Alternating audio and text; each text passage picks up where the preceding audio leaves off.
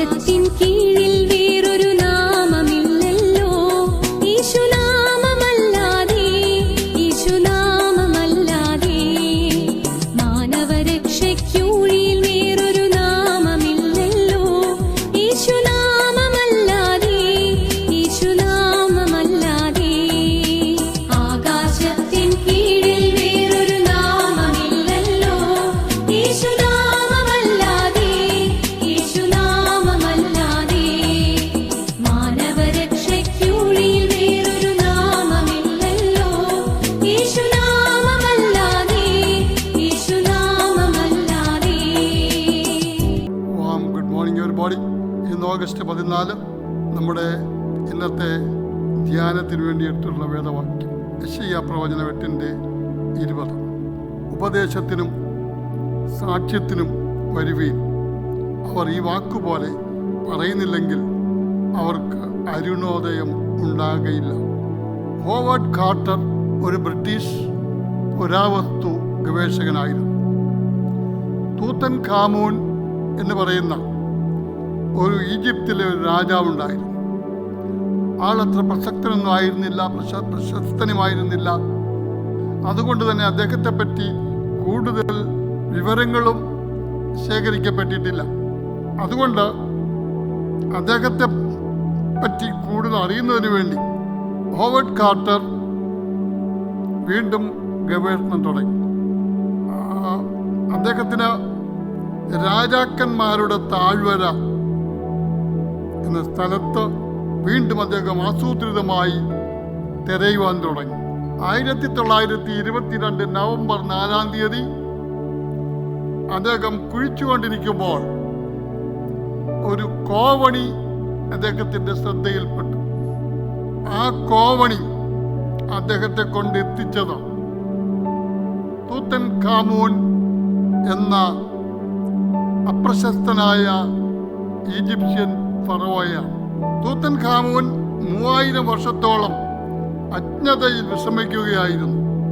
1800കളുടെ അവസാനം നടന്ന ഖനനത്തിൽ ആ താഴ്വരയിൽ ഒട്ടുമിക്ക രഹസ്യങ്ങളും അനാവരണം ചെയ്യപ്പെട്ടു. പക്ഷേ 18ാം രാജവംശത്തിലെ ഒരു രാജാവിൻ്റെ ശവകുടീരം ഇനിയും കാണാനുണ്ടെന്ന് കാർട്ടർ വിശ്വസിച്ചു. അതുകൊണ്ട് തന്നെ അദ്ദേഹം ഖനനം തുടർന്നു. അവസാനം അദ്ദേഹത്തിന് അവിടെ നിന്ന് ധാരാളം അമൂല്യമായ നിധികള്, സിംഹാസനങ്ങള്, പ്രതിമകള്, രഥങ്ങള്, സ്വർണ്ണ ശവപ്പെട്ടി തുടങ്ങിയ വസ്തുക്കള് കുഴിച്ചെടുക്കാൻ കഴിഞ്ഞു.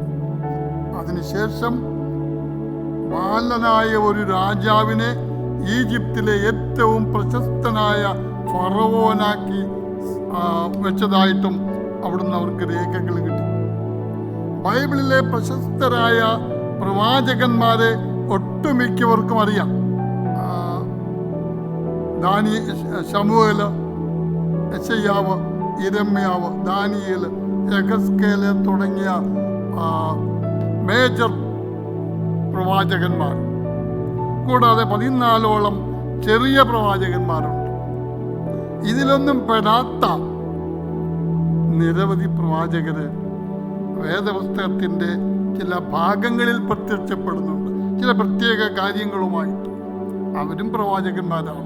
അവരും സഭയുടെ വളർച്ചയ്ക്ക് വേണ്ടി ആണ് അവർ പ്രവചിക്കുന്നതും പ്രവർത്തിക്കുന്നതും.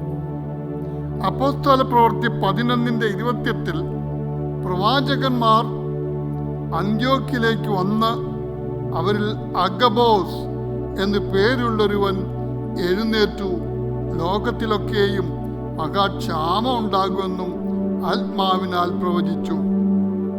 അപ്പോൾ അഗബോസ് പ്രവചിച്ചു ലോകത്തിലെമ്പാടും ക്ഷാമം ഉണ്ടാകുമെന്ന്.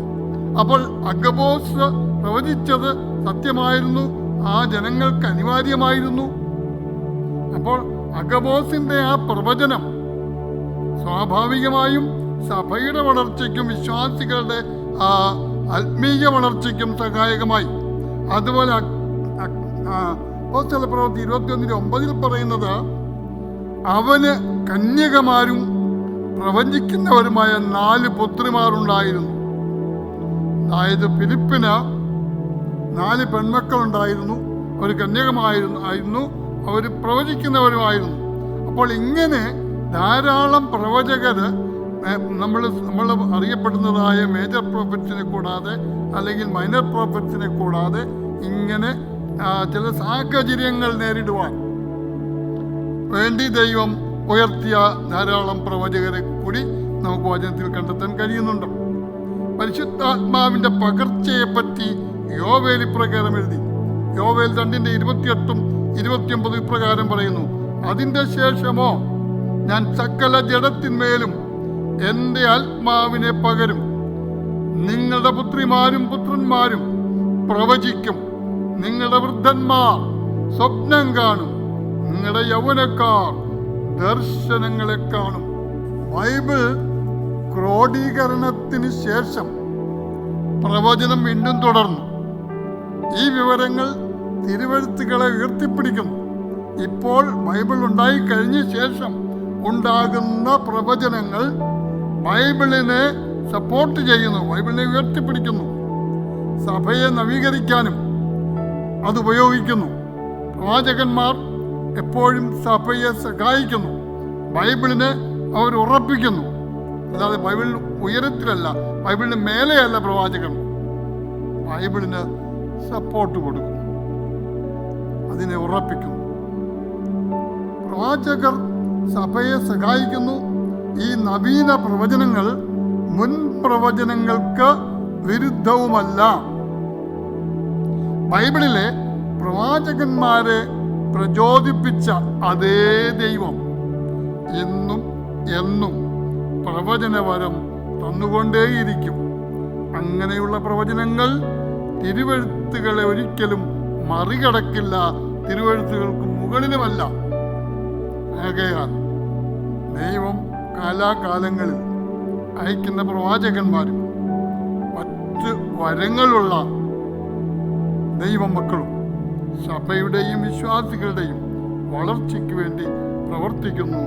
ആകയാൽ അവരെ പിൻപറ്റി നമുക്ക് ദൈവത്തിൽ ആശ്രയിച്ച് ദൈവം നമ്മോട് ആവശ്യപ്പെടുന്നത് പോലെ വിശുദ്ധിയിൽ, ജീവിത വിശുദ്ധിയിൽ ജീവിച്ച് അവൻ്റെ വിശുദ്ധന്മാരെ കൂട്ടിച്ചേർക്കുവാനായി അവൻ വരുമ്പോൾ അവനോടൊപ്പം പോകുന്നതിന് നമുക്കൊരുങ്ങാം. ഇന്നേ ദിവസം നിങ്ങൾക്ക് ഏറ്റവും ശുഭമായ ഒരു ദിവസമായിരിക്കട്ടെ. നമുക്ക് പ്രാർത്ഥിക്കാം. എന്നെ കേൾക്കുന്ന പ്രിയ ദൈവമേ, ഇന്ന് ഞങ്ങളുടെ വേല ആരംഭിക്കുന്നതിന് മുൻപ് അവിടുത്തെ സന്നിധിയിൽ ഞങ്ങളെ സമർപ്പിക്കുന്നു. ഇന്നത്തേക്ക് ആവശ്യമായ മന്ന ഞങ്ങൾക്ക് സ്വർഗത്തിൽ നിന്ന് തന്നതിനായി സ്തോത്രം. അത് രുചിച്ചുകൊണ്ട്, അത് ഭക്ഷിച്ചുകൊണ്ട് ഇന്നേ ദിവസം അവിടത്തേക്ക് വേണ്ടി പ്രവർത്തിക്കുവാനും വേല ചെയ്യുവാനും ദൈവം ഞങ്ങളെ സഹായിക്കണമേ. ദൈവത്തിൻ്റെ കരുതലും കാവലും ഞങ്ങൾ അനുഭവിക്കുമ്പോൾ ദൈവത്തോട് നന്ദിയുള്ളവരായിപ്പോൾ ഞങ്ങളെ സഹായിക്കണമേ. ആമേൻ.